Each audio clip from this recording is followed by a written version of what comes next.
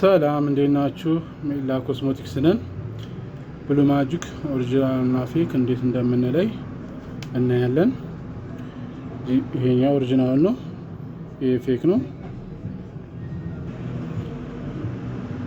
ልዩነታቸው ይሄን ይመስላል። ይሄ ግሬሲ ነው ኦሪጂናል ሲሆን ቅባታማ ነገር አለው። ግራማቸው በ250 ግራም ነው የሚዘጋጀው ፌኩ ላይ ሲሆን ኦሪጂናሉ ላይ በ340 ግራም ይዘጋጃል።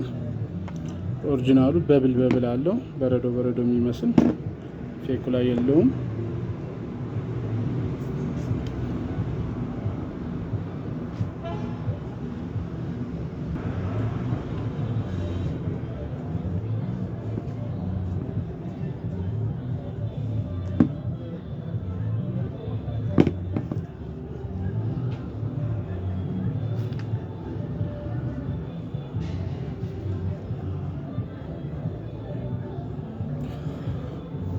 ይሄንን ይመስላል።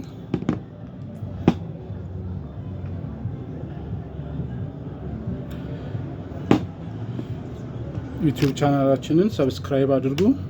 አዳዲስ እቃዎች ይደርሷችኋል። ኦሪጂናል እና ፌክ የምትለዩበት ቻናል ነው። እናመሰግናለን።